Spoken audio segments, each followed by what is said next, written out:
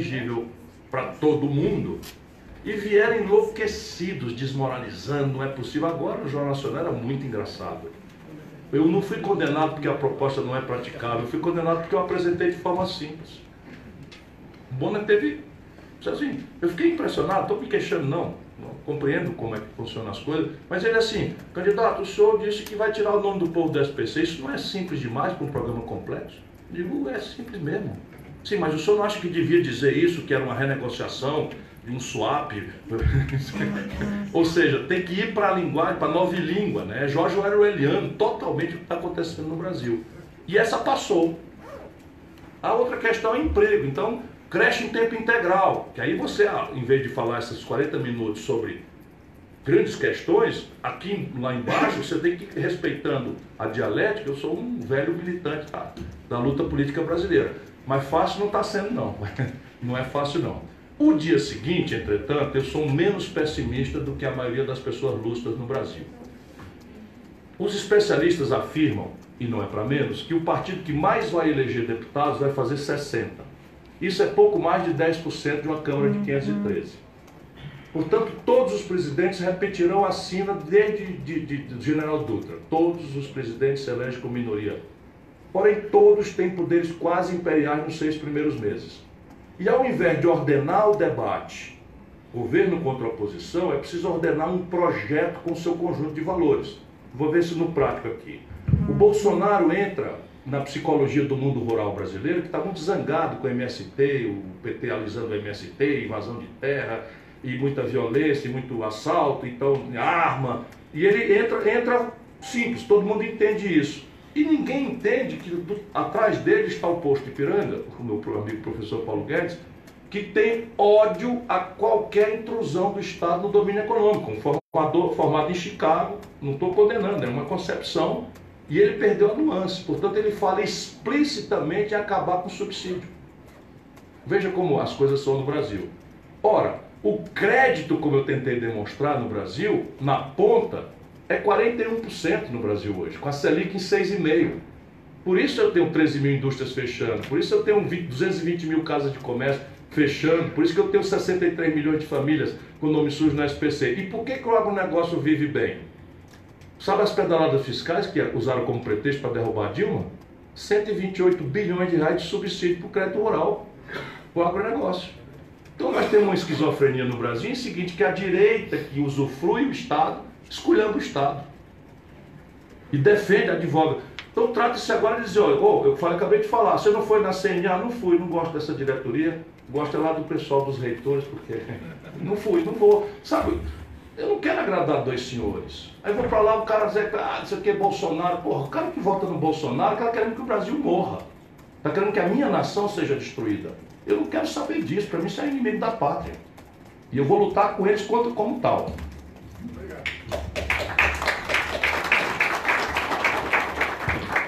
Gustavo, depois Reitor Anísio. Ciro, eu queria que você falasse um pouco da sua visão da geopolítica internacional, das relações do Brasil no seu governo com o resto do mundo, em especial com a América Latina. Professor Gustavo, muito obrigado aí pela hospitalidade. Muito obrigado pela hospitalidade. O Brasil é um país único no mundo. É absolutamente único mesmo. E, portanto, é desse ponto de vista que temos que ordenar nossa relação com o mundo. Primeira providência para mim é restaurar a confiança extensamente perdida com os nossos vizinhos. O Brasil aceitou se avassalar diante da interdição dos norte-americanos ao regime venezuelano, violentando uma tradição que é nossa de mediadores desses conflitos.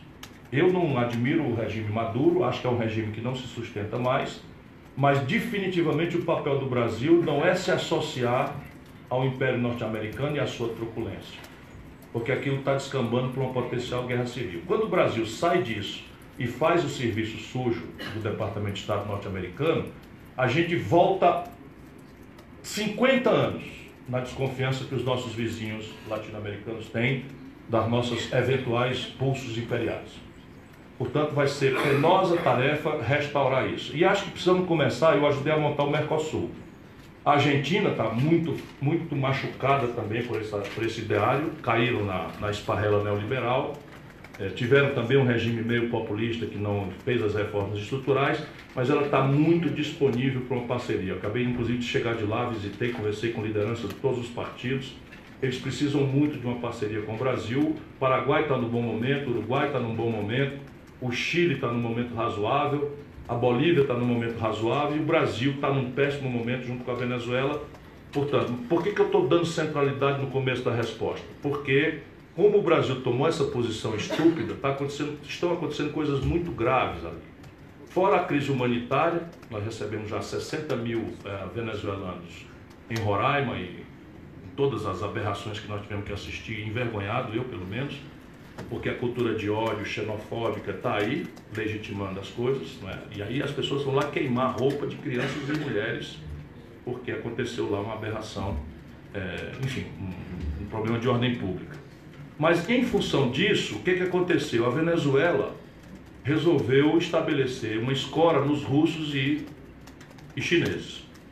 Então hoje é uma presença que eu considero impertinente para os interesses nacionais brasileiros e da região, uma presença muito ostensiva de chineses e russos. Em função disso, despertou a questão do Império Americano e resolveu convidar a Colômbia para integrar a OTAN. A Colômbia, como todo mundo sabe, está no Pacífico Sul e a OTAN é a Organização do Tratado do Atlântico Norte, né?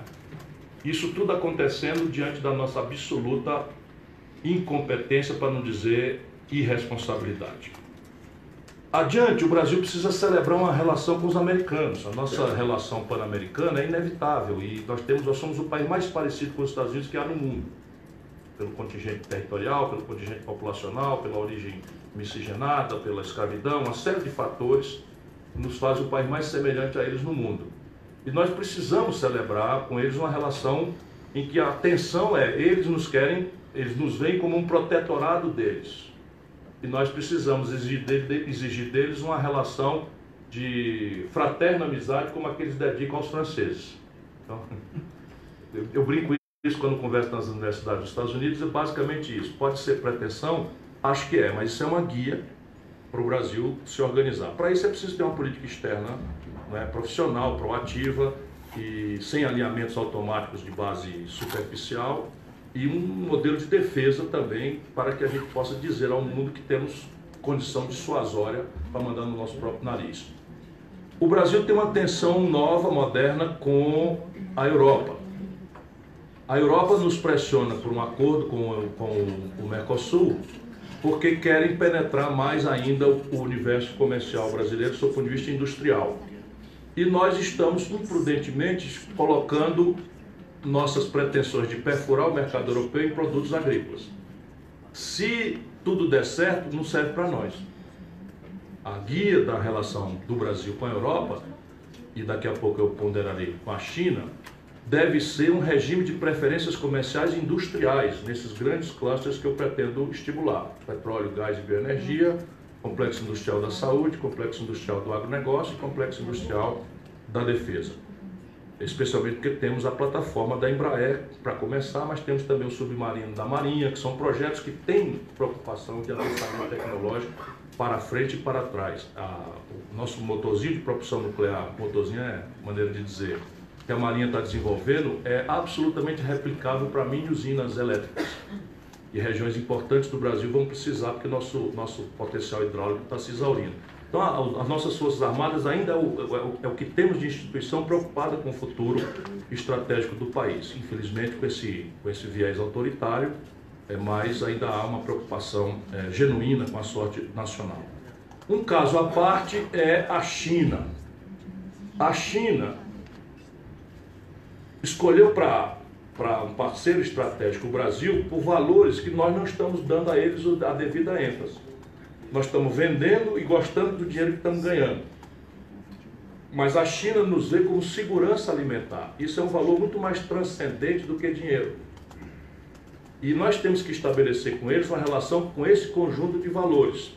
E aí, de novo, com a China, nós temos que conversar sobre regime de preferências comerciais, um esquema de transferências tecnológicas sensíveis para fazer fast track em alguns setores, propulsão nuclear, satélite, né, para dar alguns exemplos, foguete, né, porque há uma interdição grave do Império do Norte, e um banco ou uma estrutura de financiamento rebelde às interdições de Bretton Woods, do Fundo Monetário Internacional.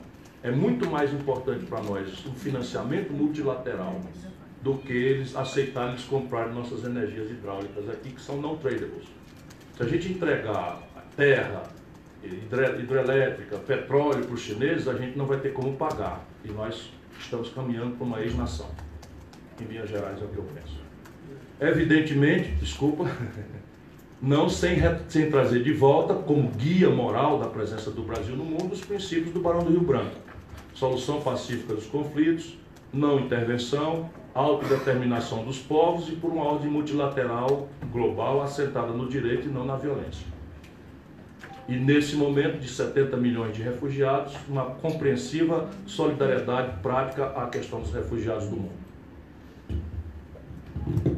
Temos inscritos aqui, reitor Anísio, reitora Wanda, reitor João Carlos, reitor Roberto Ler. Boa tarde. Ciro, eu sou reitor da Universidade Federal de Pernambuco. Ali juntinho, né? O professor Henri não veio hoje? Que pena, meu eleitor certo era o único que eu...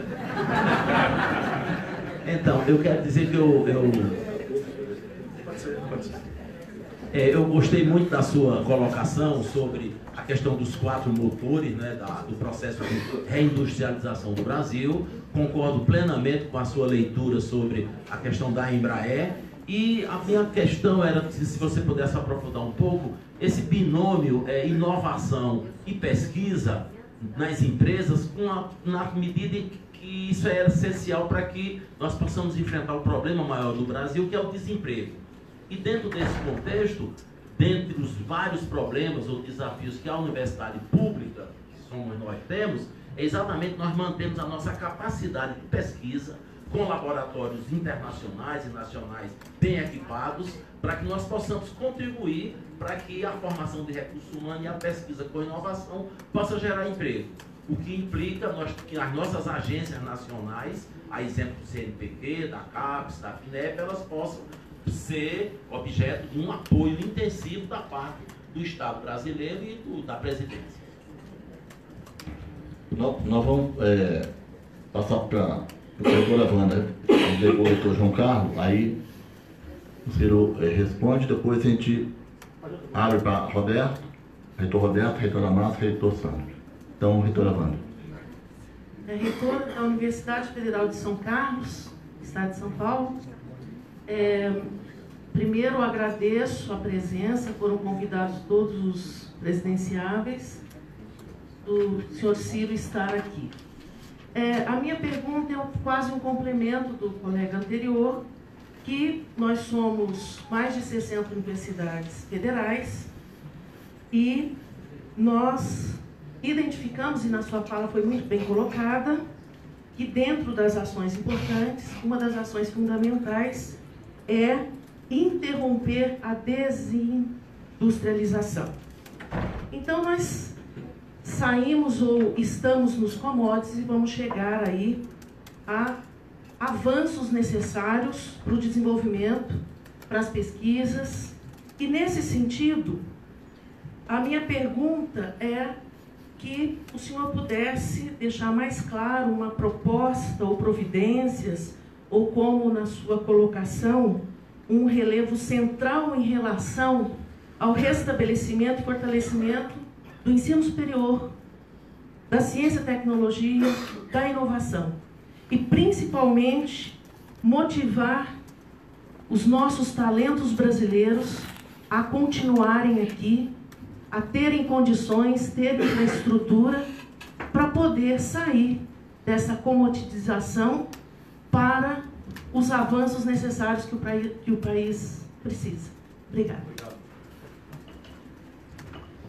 Reitor João. Ciro Gomes. É importante que o senhor tenha tempo, porque quando tem tempo e tem o que falar, é bom, né? Então, isso aí, certamente, tivemos aqui uma exposição de um candidato com um discurso consistente, com muitas opiniões. Quero observar que temos uma divergência irredutível.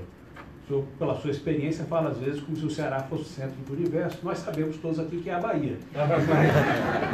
Mas tirando isso, não consegue resolver. Mas teve dois aspectos importantes na sua fala que eu gostaria de frisar. Primeiro, a partir até da própria experiência no Ceará, sobre a educação, a relação entre a educação básica e a educação superior. Muitas vezes a gente tem escutado, né, a ideia de que tem um compromisso com a educação sim e vou me deslocar para a educação básica. Isso para nós é um paradoxo insustentável, porque é preciso para nós, claro, né, um financiamento direto, sem restrições na educação superior, ao ensino superior. Então, essa é uma oportunidade que eu gostaria, então, nessa oportunidade, que o senhor dissesse claramente a posição do presidente Ciro diante do financiamento do ensino superior público, né, compreendendo esse projeto de universidade, que eu acho que é um projeto de Estado, um projeto estratégico, uma universidade que seja inclusiva, gratuita, pública, com essas qualidades.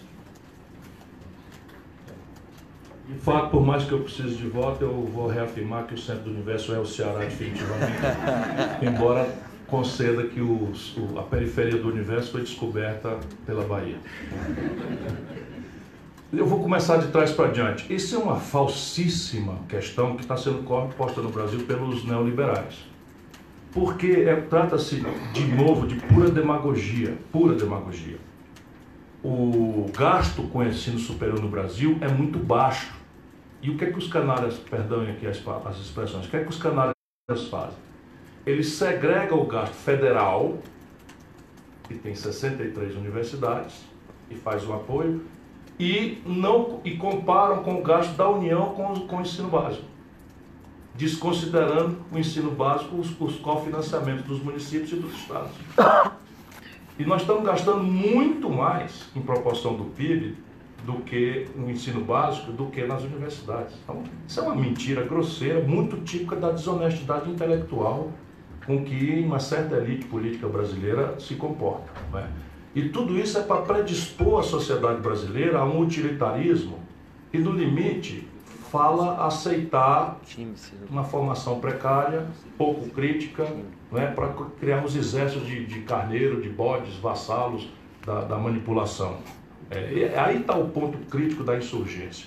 E veja, a nossa experiência no Ceará não existiria se não fosse a universidade.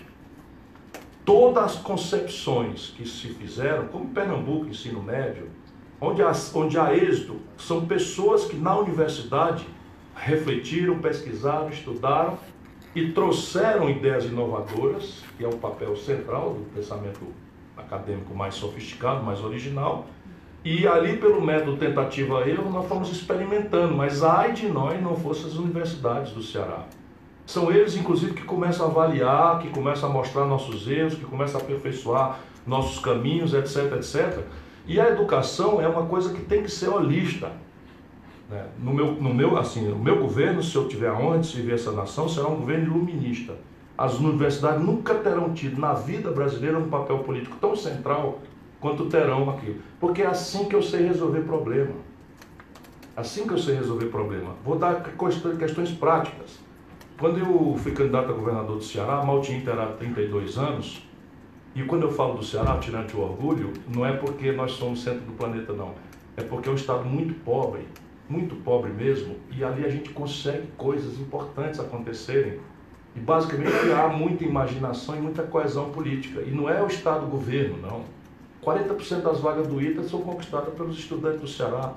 Tudo quanto é de Olimpíada, de Física, de Matemática, etc., que existe uma emulação no Ceará, existe uma coisa que nós conseguimos, e é uma tarefa coletiva e tal, enfim, só para dourar aqui um pouco a pílula, porque amanhã eu vou mostrar o Ceará, o estado pobre do semiárido, um dos mais pobres do Brasil. Mas enfim, quando eu fui governador, um dos problemas do Ceará era a brutal perda de competitividade do caju, da castanha de caju. E eu, garoto, né, se sente poderoso e tal, que eu vou resolver esse problema e tal. Quando eu cheguei lá, o problema basicamente é de natureza tecnológica. A gente alimentava a ilusão de que plantando uma grande castanha, nasceria um cajueiro que replicaria uma grande castanha. E saía castanhazinha desse tamanho.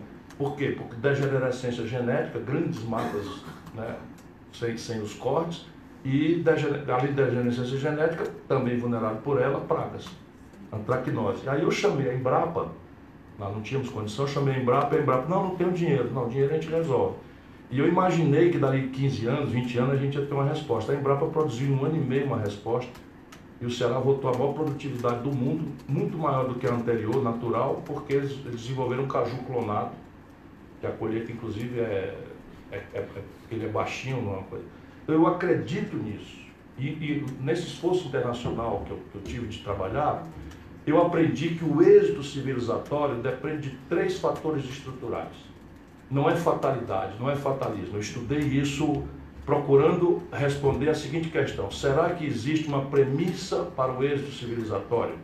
Na geografia humana, na história da humanidade, as nações que têm êxito têm alguma, para além da Babel de línguas, de culturas, de histórias, será que existe um traço comum? E eu tenho para mim que sim.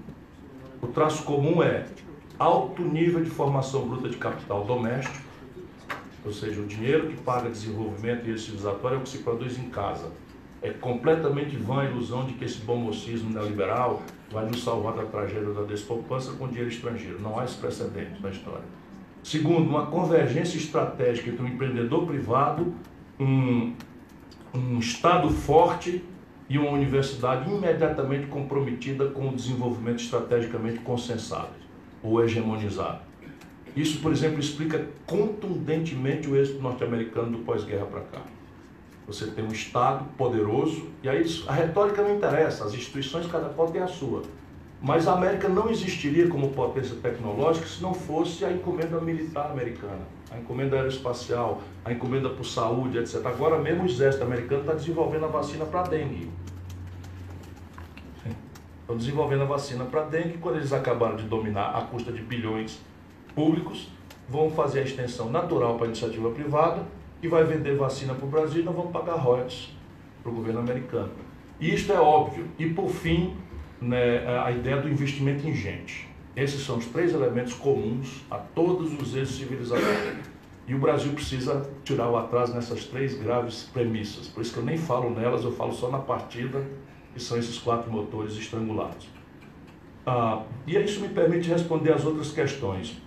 Para não dizer que não falei de espinhos, eu vou convocar as universidades para uma rotina desafiadora, mas algo estressante. Eu quero tirar os senhores e as senhoras da zona de conforto para começar a me responder algumas questões que me angustiam muito.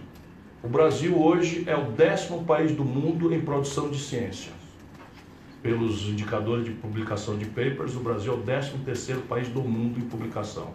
E somos o 76º país do mundo em registro de patentes.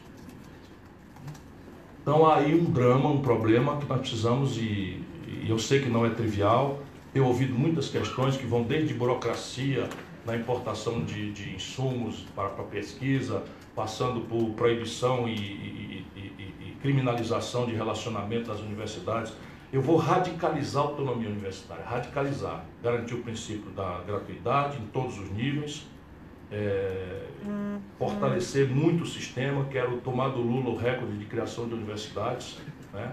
Acho que essa devia ser a grande emulação, mas eu vou pedir das universidades respostas para o drama do desenvolvimento e da pobreza do Brasil. Só os senhores têm essa resposta. Eu até tenho intuições, mas é a universidade que vai me ajudar a responder. E isso quer dizer orçamento compatível.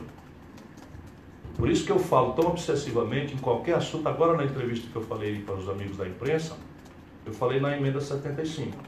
Porque todos os programas de governo são pura mentira, se nós ficarmos amarrados ao nominal mais a inflação. Todos. E no sistema de ciência e tecnologia, a CAPES já pediu socorro, não tem dinheiro já para pagar as bolsas de 2019, primeiro semestre. O programa Brasil Sem Fronteiras está deixando garotos brasileiros inadimplentes no estrangeiro. É um vexame que está acontecendo. E nós tivemos um negócio que no setor de ciência e tecnologia foi mais grave ainda. Por quê? Porque na partida, o governo Temer fez o maior contingenciamento da história no orçamento do Ministério de Ciência e Tecnologia, alcançando CNPq e CAPES. E aí, descoordenadamente, meteram a 95 sem adaptação. Resultado, pegaram o orçamento real da ciência e tecnologia, CAPES e CNPq juntos, no menor volume da história, artificialmente. Menos de um quarto do que já foi em 2015, 14. Menos de um quarto do que foi em 2014. E como não houve coordenação, cada um faz uma bobagem por um lado aí nesse governo, nós pegamos o Ministério da Ciência e Tecnologia no contrapé e congelamos. Por 20 anos. Então isso é uma questão assim, a primeira hora entre a eleição e a posse, eu descanso 48 horas e vou procurar vossas excelências de novo. E nós vamos começar a levantar o povo brasileiro, manter a energia do processo eleitoral para entrar já revogando essa emenda. E o valor envolvido, que é a sanidade fiscal, não é assim que se alcança. Não é assim que se alcança. Eu não tenho um dia de déficit, nenhum. Fui prefeito da 5ª capital brasileira, fui governador do 8º estado brasileiro, fui ministro da Fazenda. Não tenho um dia de déficit na minha história. Portanto, não é assim que se faz. Eu puxei o Alckmin para esse debate, não sei se assistiram, a pergunta que eu fiz para tentar popularizar. Você me apoiou aí, na 95, eu fiquei contra e tal. Aí ele saiu pela tangente, não se comprometeu de revogar, mas disse que não precisava, não sei o que e tal. Ora, ali é a história de servir aos senhores do baronato financeiro. Né? Não sei se deixei alguma ponderação de Pernambuco e de São Carlos. Acho que é mais ou menos essa visão. Então nós temos inscrito agora, vamos. Sou Roberto, Léo, Márcia e Sandro. Roberto.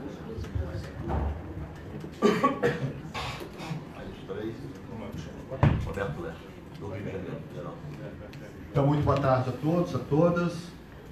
Ciro Gomes, é muito bom estarmos aqui dialogando sobre o país, também sobre o futuro da ciência e tecnologia e da universidade. Sou reitor da Universidade Federal do Rio de Janeiro. De fato, a sua análise de que nós estamos num enorme descompasso em relação às cadeias produtivas me parece muito consistente. Recentemente, a Confederação Nacional da Indústria, com a Unicamp, o Luciano Coutinho, e no UFRJ, o João Carlos Ferraz, fizeram um estudo bastante exaustivo sobre os cenários mundiais da indústria, e a desproporção de escala de recursos é absolutamente impressionante.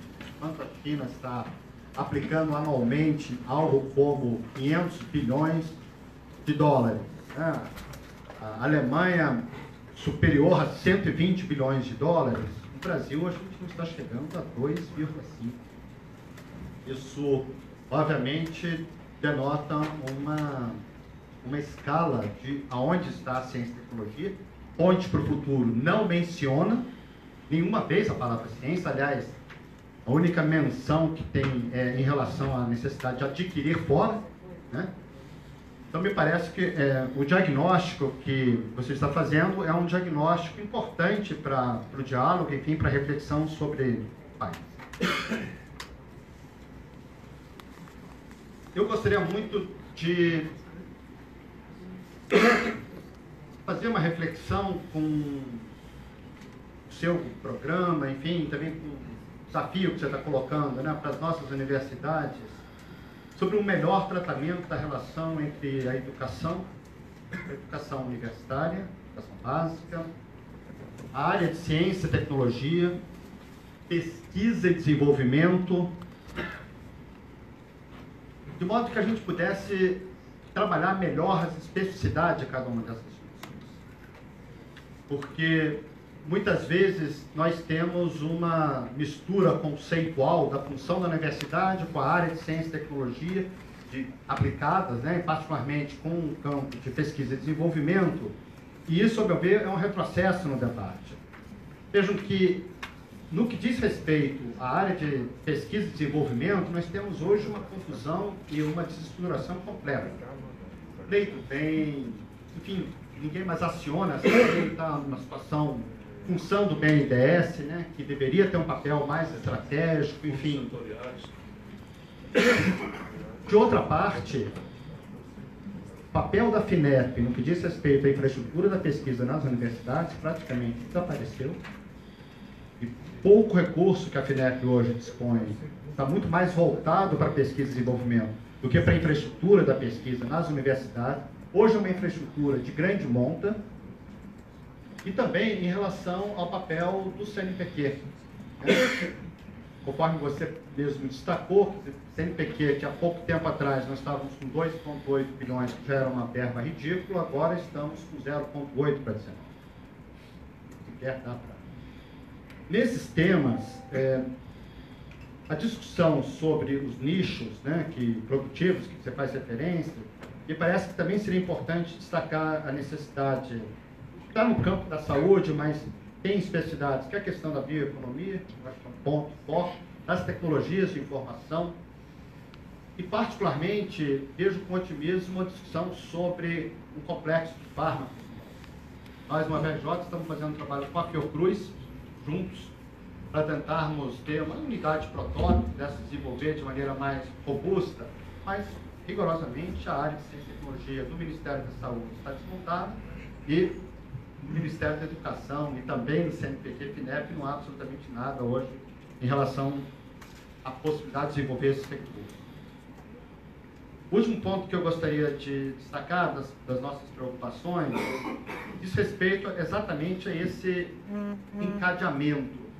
Me parece que é um diagnóstico incompleto quando nós estamos pautando muito tempo das patentes. Eu acho que talvez o problema principal não seja nem das patentes, mas seja muito mais como desenvolver a partir de protótipos. Ou seja, não tem cadeia produtiva.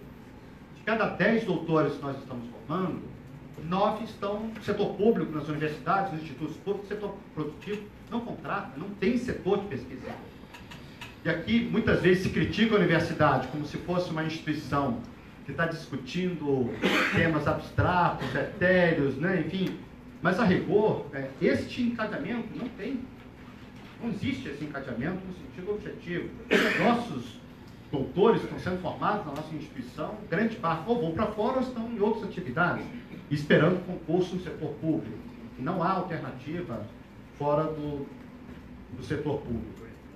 Nessa reflexão sobre toda a área de commodities, eu creio que tem um modelo importante que nós podemos aperfeiçoar, que são os recursos como da Agência Nacional de Petróleo, que são para o custo indireto de projeto, porque as universidades estão completamente exauridas, estão com uma depreciação sem precedentes. Os recursos que nós tínhamos de investimento já eram baixos, né, mas que chegaram a ser da ordem de 5 bilhões, este ano bateu 800 e poucos milhões. Então, as universidades estão completamente interrompidas no que diz respeito à infraestrutura de pesquisa, enfim, nas suas instalações. E o tema da gratuidade, acho que é importante essa sua sinalização sobre a defesa da gratuidade, porque cada vez mais, com a emenda 95, a solução apresentada. Aí tem um documento do Banco Mundial recente, que não há alternativa senão a cobrança de taxas, né? Enfim. E nesse tema das taxas, finalmente, a enorme inquietação que as universidades públicas têm em relação à educação superior no Brasil, com o tema da mercantilização. Você mencionou que o Brasil hoje é muito peculiar no cenário internacional de diversos domínios. Um desses domínios é a mercantilização. Não tem paralelo no mundo. Hoje nós temos uma organização vinculada ao setor financeiro, são fundos de investimento, que tem 1.100.000 estudantes, que corresponde a 63 universidades federais. E isso turbinado com verba pública. Eu acho que uma revisão radical de fiéis é absolutamente crucial para que o sistema de ensino superior no Brasil não seja esse monstro se constituindo, enfim, com instituições que não têm nenhuma correspondência com o conceito, ainda que muito diverso, do que é uma instituição de ensino superior. Nós temos o reitor Amácia, o reitor Sandro e o último, o reitor Hugo. Então, reitora Márcia. Márcia não, ainda. Boa tarde, Ciro. Eu sou a reitora Márcia Abraão, da Universidade de Brasília, citada ontem na entrevista do candidato Bolsonaro, na Rede Globo.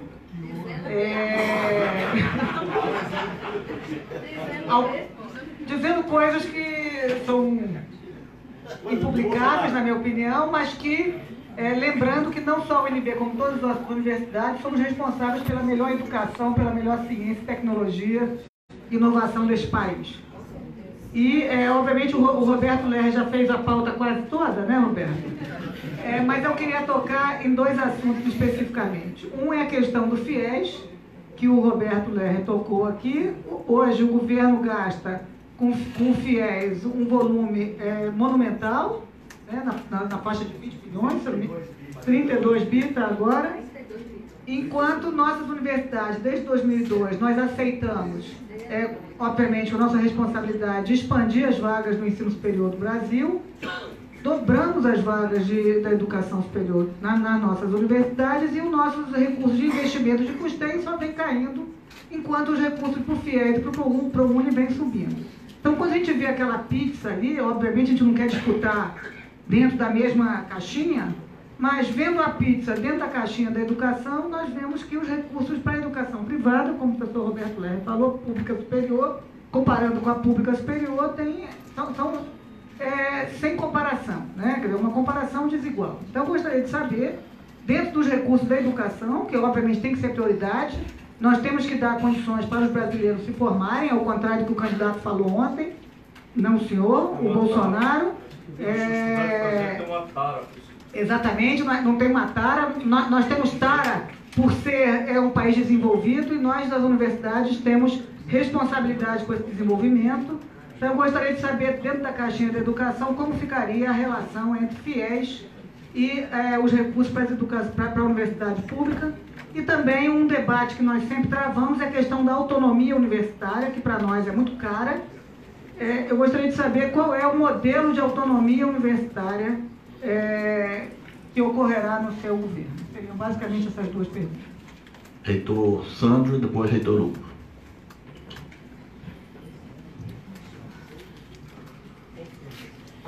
Obrigado. Boa tarde, colegas. Boa tarde, Ciro. Gostaria só de pontuar que é a primeira vez que eu ouço nos debates a palavra iluminismo, e isso me deixa sinceramente muito feliz, porque o recrudescimento de pautas pró-fascistas tem sido algo assustador no nosso país. E é preciso que a gente tenha orgulho, né, da nossa tradição iluminista e transforme isso realmente em política pública e em ação de Estado. Eu fico muito feliz e parabenizo pelo seu compromisso dessa forma. Gostaria, então, dentro da pauta, né, você falou do papel estratégico das universidades, gostaria de pontuar algumas coisas, vários colegas já falaram várias que eu gostaria, eu vou restringir, então, as que não foram mencionadas. Nós tivemos uma das coisas, né, que esse famigerado relatório do Banco Mundial nos acusa, as universidades públicas em geral, é de que nós somos caros, ineficientes e elitistas, né? Mas aí os dados, o reitor Torinho foi um dos primeiros a deixar isso muito claro, e outros colegas já o fizeram também, de que nós atendemos uma população cuja maior parte dos nossos estudantes, cerca de 70%, vem de famílias com renda per capita de 1,5, que realmente são muito pobres. E aí, para além do compromisso com a garantia da gratuidade da universidade pública, vem a necessidade do investimento na assistência estudantil.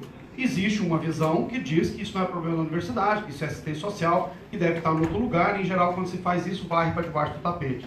Na prática, hoje, boa parte dos nossos estudantes não teriam condições de se manter, sobretudo a partir, né, dos avanços que nós tivemos com a inclusão, com as cotas. Muitos desses estudantes não teriam condições mínimas, materiais, de continuar na universidade. Qual é o seu projeto, qual é o seu compromisso com a potencialização da assistência estudantil para a garantia da permanência para além da entrada? Na questão estratégica ainda, uma das questões, e aí a relação saúde e educação, dos acertos, que a gente pode, acho que é mais ou menos consenso, do governo da presidenta Dilma e relacionado ao governo Lula, é a questão da ampliação da formação de médicos no país. O nosso número de médicos é um número insuficiente, tanto que o Mais Médico teve que acabar, né, entre aspas, importando médicos de Cuba, porque não tinha. E aí, nós temos hoje uma capacidade instalada nas nossas universidades, que com algum investimento, que alguém poderia dizer que é barato, né, nós poderíamos potencializar e aumentar o número de formação de médicos no nosso país, com foco na medicina da família. Se o senhor tem, então, gostaria de ouvir alguma coisa sobre, o senhor tem a dizer sobre isso. Aí eu vou apresentar, já apresentei um dos meus pró-reitores, eu esqueci de me apresentar, o meu nome é Sandro, eu sou reitor da Universidade Federal de Alfenas, sul de Minas Gerais. Então, um dos meus pró-reitores pediu para pontuar a questão da auditoria e reestruturação da dívida pública. Eu acho que tem muito a ver com uma coisa que o senhor mencionou. Se metade do nosso orçamento tem a ver com isso, né, fazer uma auditoria e uma reestruturação me parece ser fundamental. A pergunta é como, né? E por fim, os dois colegas já mencionaram a questão da relação ProUni, FIES, né, e a questão do financiamento. Muito obrigado aos colegas pela audição. Reitor Hugo. O foco. Boa tarde a todos, boa tarde, doutor Ciro. Professor Hugo Diniz, reitor da Universidade Federal do Oeste do Pará. A minha pergunta vai no sentido de verificar qual seria a política, num possível futuro governo seu, para enfrentar essas desigualdades regionais, em especial essa desigualdade das universidades tão diferentes. E é claro que eu estou particularmente interessado em ouvir o que seria essa universidade na Amazônia, que é onde a Universidade Federal do Oeste do Pará está inserida, ali em Santarém, no Pará. E, além da pergunta, se me permite um pequeno comentário a respeito eu creio que foi uma força de expressão, mas estamos longe de estar na nossa zona de conforto, nós reitores. Eu sei que isso foi uma força de expressão, e lhe dá garantias, e lhe dá garantia de que, assim como nós ouvimos alguns termos que nos são caros, como autonomia, investimento, expansão, posso lhe garantir, não tenho essa autorização para falar em nome de todos os reitores, falo apenas em meu nome no primeiro momento, de que a Universidade Pública Brasileira dará os resultados tendo os investimentos. Isso é uma certeza, porque já damos mais resultados comparados com o que temos recebido de investimento. Então, isso é uma garantia que a universidade pode dar para o Brasil. Eu vou passar para você pode fazer as considerações sobre as questões. Se quiser pegar um tempo também para fazer uma conclusão. Tá. Bom, na verdade eu não tenho a pretensão de exaurir hoje, né, tantas e tão complexas questões. Eu procuro me informar pessoalmente ao máximo possível, mas eu não tenho mais a atualidade de quem é egresso da Universidade Federal do Ceará. Fui formado na Universidade Federal do Ceará. Em matéria de assistência estudantil, pensando aqui, fui me lembrando, comi muito no RU, né? Não precisei morar na residência universitária, mas ia namorar, né? Conheci bem a residência universitária e eu fui monitor. Na época, o dinheiro que se pagava me permitiu, aos 18 anos, emancipar meu pai do sacrifício de me pagar pensão em Fortaleza, e casa, comida e roupa lavada, porque a remuneração de monitoria era acessível por concurso, era uma coisa bastante nobre. Mas eu não sei bem qual é hoje a agenda, embora tenha muita ligação aí com a garotada do movimento estudantil. As questões que o professor Roberto da UFRJ colocou são as que mais me angustiam. Não há a menor chance de um país como o nosso resolver sua questão estratégica com a soma de agendas identitárias. E a falta de projeto nos obrigou, cada um de nós, dos grupos de interesse, a maioria esmagadora legítimos, a nos refugiarmos em agendas, eu estou usando a palavra identitária, a falta de uma outra, eu podia dizer fragmentária no caso, né? Então a universidade pensa na agenda da universidade, por isso que eu usei o precioso tempo que me concederam aqui para especular sobre a grande questão nacional. E o Brasil tem alternativa. Eu não sei se eu falei, vou repetir. 3 movimentos em linha com as melhores práticas internacionais superam o déficit primário brasileiro tecnicamente assim que forem feitas. Nós temos ineficiências institucionais. Por exemplo, todas as mudanças no sistema tributário estão submissas ao princípio da anterioridade, ou seja, o que eu fizer em 2019 só terá efeito em 2020.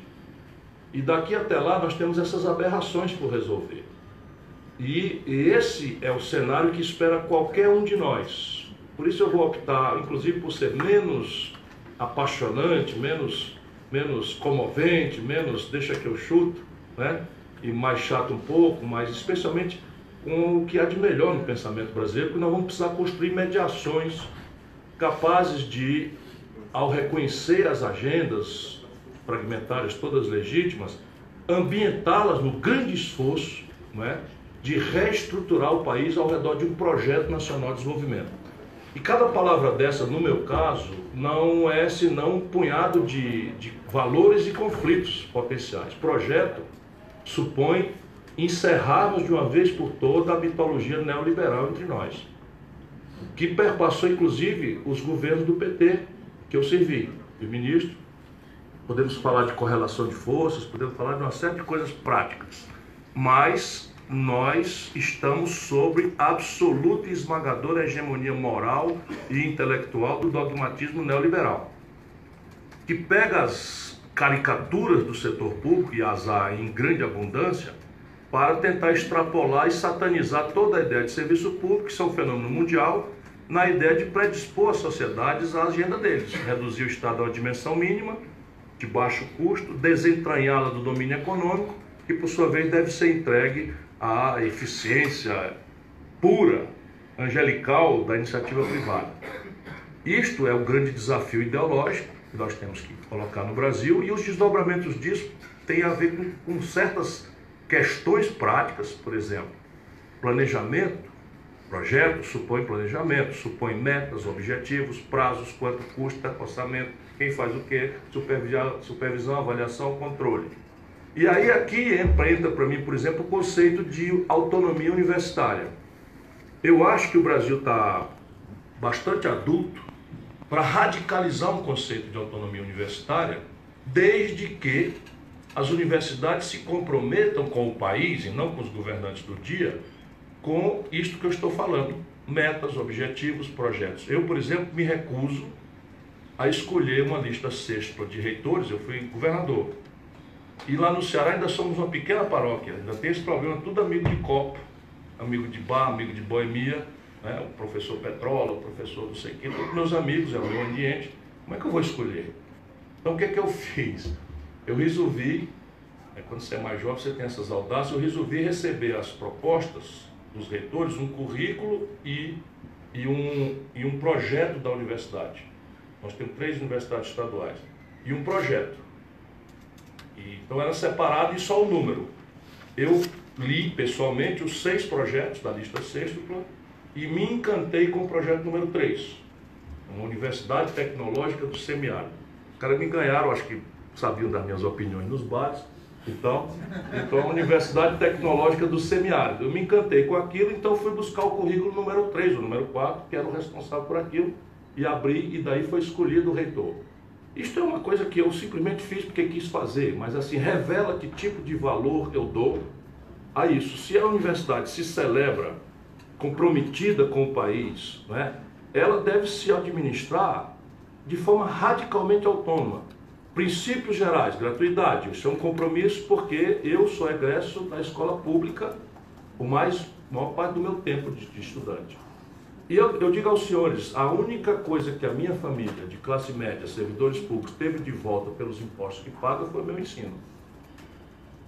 Porque a classe média brasileira não aceita a saúde pública, paga plano de saúde, não aceita a educação pública, paga a educação privada da creche para cima, está crescentemente onerada com segurança nos condomínios, porque não acredita na segurança pública. É o único lugar onde um filho de classe média, e com o Enem e as cotas, nem é mais assim o acesso dominante na classe. Então, o princípio da gratuidade é uma coisa absolutamente essencial para o Brasil manter um resto de capilaridade social que estamos perdendo.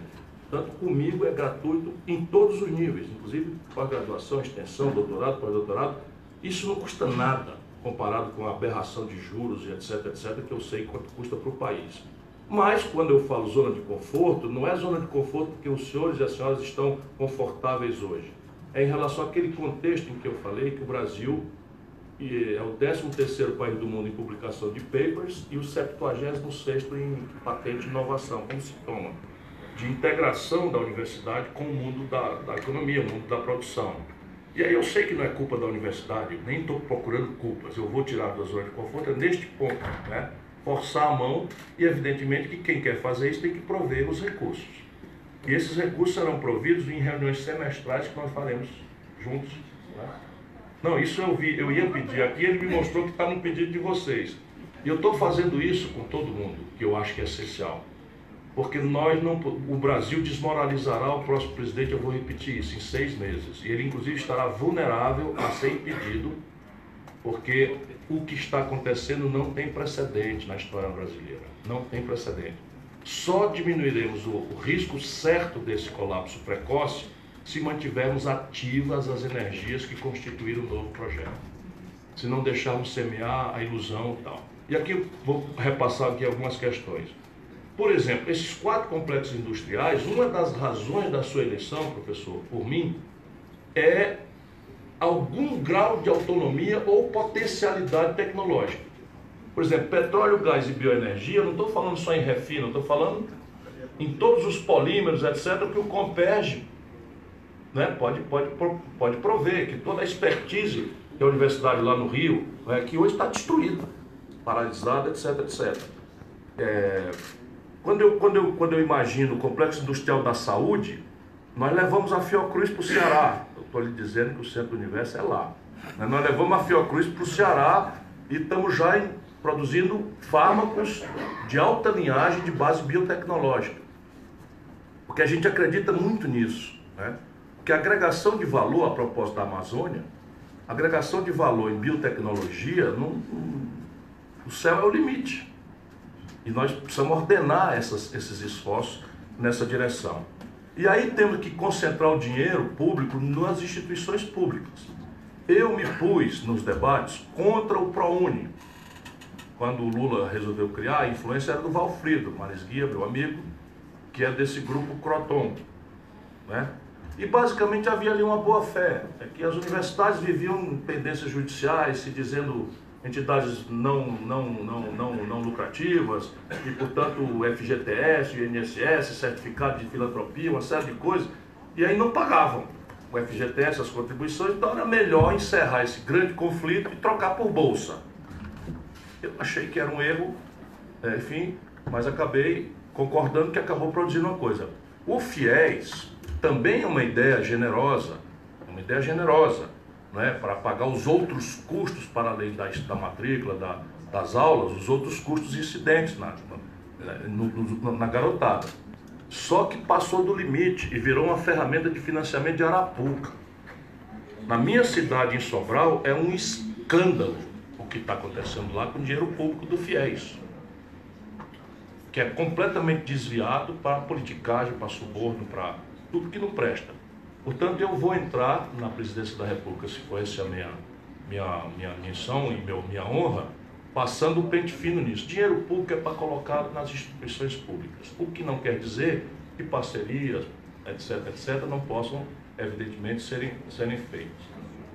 O que eu penso para ordenar esses paralelismos, essas confusões, essa certa causa institucional? Eu penso em convocar uma nova conferência nacional, né, de ciência e tecnologia, inovação, universidades, etc.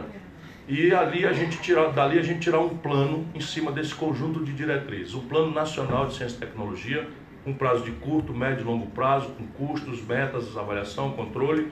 E eu vou estressar de novo, vou estressar esse debate em todos os setores, estabelecendo um paradigma que em 30 anos o Brasil deveria virar um Portugal, parodiando Chico Buarque, né? Aqui para o lado do bem. Então eu peguei renda per capita, mortalidade materna e infantil, matrícula por entre 18 e 25 anos na universidade, peguei Portugal, que é o país mais pobre da Europa do Ocidente, como uma meta que ordene, que permita ao povo brasileiro ter uma metodologia de supervisão, de controle, de avaliação e ordene o debate político para além dessa hiperfragmentação partidária, que não existe 35 ideologias.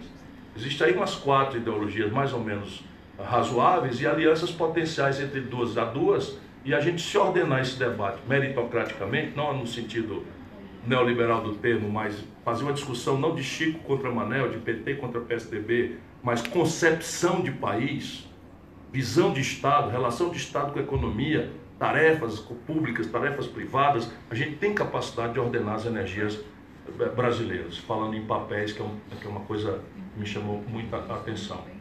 A autonomia, apenas assistência estudantil, aceito sugestões, pensei nisso aqui de formação.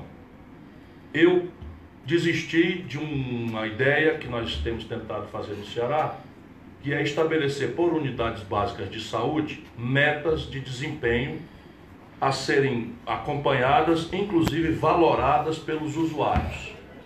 Então a ideia é que você tenha para cada unidade básica de saúde uma meta de mortalidade infantil máxima, uma meta de mortalidade materna máxima, um perfil epidemiológico de prevenção de hipertensão, de hipertensão e diabetes, que já tinha falado de hipertensão. Ciclicamente, conjunturamente, entra, por exemplo, recentemente, combate ao mosquito da dengue, zika e chikungunya e a satisfação do usuário. Esses 6 critérios, eles são ponderados por uma comissão de avaliação e ao fim do ano, se a unidade básica de saúde alcança, nós pagamos um 14º salário para o conjunto dos profissionais de saúde ali envolvidos. Por isso, por exemplo, o Sobral, que é a minha cidade, tem a menor mortalidade infantil do Brasil. Nós temos 8 por mil mortalidade infantil. Nós estamos estressando 7,8, estamos chegando no núcleo duro mais difícil, mas nós não fazemos 100% personalizado de acompanhamento materno-infantil, tudo. Acompanhamos tudo, portanto estamos chegando no núcleo duro mais crítico. Eu estou lhe avisando. Provocou. Nesse assunto aí vai ter que rebolar muito. No IDEB, 77 das 100 melhores escolas do Brasil, ensino fundamental 1, estão no Ceará. Sobra 23 para o resto do Brasil se divertir, né? Então, esse tipo de prática eu quero levar também para a questão da saúde. E aí, é preciso ter nesse núcleo duro de mortalidade materna e infantil um pediatra. E eu fui atrás, eu sou muito cuidadoso com o que eu prometo. Sabe quantos pediatras tem habilitados no Brasil hoje? 208 milhões e 500 mil habitantes. 3 mil. 3 mil pediatras. Ou seja, o meu programa de ter um pediatra para atender as 8 a 10 equipes de saúde da família com intercorrências é inviável. Portanto, a questão da formação dos médicos está proibida hoje no Brasil por ultracorporativismo, mas vai voltar forte, muito forte. E nós vamos precisar que as universidades adaptem os currículos na contramão do que as pequenas corporações impõem. Então você tem hoje, por exemplo, as residências são controladas pelas associações desta ou daquela especialidade. E aí, para fins de redução de oferta, para incrementar preço, nós temos muito menos profissionais disso, daquilo e daquilo outro do que precisamos fazer. Antes eu dizia, a especialidade virei meu inimigo da corporação. Mas não é por mal não, é só para ajudar o nosso povo a entender. A auditoria da dívida, não sei se todos sabem, está prevista na Constituição Federal Brasileira de 88. E quando eu vou aí na banqueirada discutir, não sei o que e tal, eles perguntam, a auditoria da dívida vai introduzir insegurança jurídica? Não. Vocês pagam conta de restaurante sem olhar? Você paga uma conta de restaurante, acabou de sair do restaurante, a conta vem, você paga, não olha aqui quanto foi, vê se o cara somou a data na conta. Antigamente os gastou no papel, o cara já meio melado lá no Ceará, né? Também tem esse lado aí. Somava a data, porque aí se você souber, o que é isso aqui? Ó, rapaz, eu botei a data e errei aqui, somou a data. Então, se você não pode pagar uma conta sofisticada que está chegando a 1 trilhão de giro por ano, 1 trilhão de reais de giro por ano, a dívida brasileira, sem auditar. Só que temos que ponderar com muita responsabilidade. A dívida pública, substantivamente, corresponde à poupança do conjunto da sociedade. Então, dívida pública, por exemplo, é o FGTS dos trabalhadores, é um ativo a ser havido na hora própria, que o governo é o devedor. A poupança, a caderneta de poupança das pessoas, é um ativo a ser havido na hora própria, que corresponde a uma dívida. E há um componente especulativo, sem nenhuma dúvida, grande. Esse componente especulativo provavelmente vai assistir a posse do próximo presidente da República, no caso, amigo aqui presente, na minha pretensão, de fora do país. Vão fazer um ataque especulativo contra o real, como fizeram com o Lula, e dali vão ver quais são os primeiros movimentos. E a ideia aqui é que a auditoria seja feita com a garantia de que durante a sua realização, todos os contratos e depois também serão honrados. Porque, volto a dizer, não é violentando contratos, que é caderneta de poupança, é FGTS, essas coisas todas, as pessoas, o capital de giro das empresas. Então, os contratos serão honrados todos. Mas o brasileiro tem direito de conhecer por que a nossa dívida pública saltou de quando eu fui ministro da Fazenda com Itamar Franco, de 38% do PIB para 88% do PIB, sem nenhuma correspondência na realidade do investimento brasileiro. No passado, esses 38% foram construídos para fazer Petrobras, Eletrobras, as universidades mais antigas, a infraestrutura de energia, a infraestrutura de portos, a infraestrutura de aço, a infraestrutura... E agora nós saltamos de 38% para 88% do PIB sem correspondência em absolutamente nada. O que quer dizer juro sobre juro e essa perversão ignominiosa do baronato financeiro sangrando o país. Espera aí, falta mais alguma coisa? Desigualdade regional é minha praia, né? Eu sou tempo limite, eu tenho que ir embora porque eu vou ando de jatão. E o jatão da Gol não me espera. Então, o Projeto Nacional de Desenvolvimento que eu advogo tem um objetivo: superar e enfrentar a miséria e a desigualdade num prazo objetivo. E a miséria no Brasil tem endereço, tem gênero, é feminino, tem cor, é negra, tem idade, é jovem, e tem endereço, é a periferia das cidades e as zonas do semiárido do Nordeste. Já não é mais nem verdade as capitais, mas o semiárido do Nordeste e o fundão da Amazônia onde você está, em Santarém.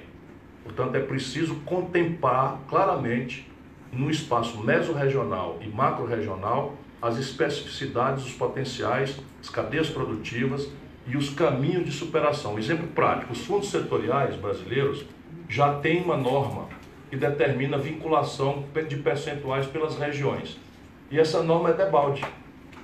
E eu fui estudar. Por quê? Porque o fundo setorial determina que um grupo de pesquisa seja encimado por um doutor. E, por regra, o fundão da Amazônia e o semiárido do Nordeste não tem doutor. Então, você tem uma norma que determina a aplicação de 30% do fundo setorial no Nordeste, e isso, entrando e saindo, isso não é usado. E você, uma portariazinha, você muda e permite por um tempo que o grupo de pesquisa seja liderado por um mestre ou por um doutor à distância. Tem 1000 caminhos para resolver isso daí. E focar naquilo que for o plano estratégico de cada entidade de coisas. Na Amazônia, claramente é a questão do zonamento econômico e ecológico, da agregação de valor e mineração. Pará, por exemplo, é uma tragédia, só serve de... deixam lá o buraco. E geração de energia, que também, né, caiu grandes impactos. Balbina, que foi o pior de todos. Agora, Belo Monte, que é razoável, está mal falado, mas não é tão ruim quanto foi Balbina. E Pará praticamente não ganha nada. E, portanto, nós temos que resolver isso. Muito obrigado a todos e perdoe por ter falado demais, mas eu atribuo grande importância a essa interlocução. Muito obrigado mesmo.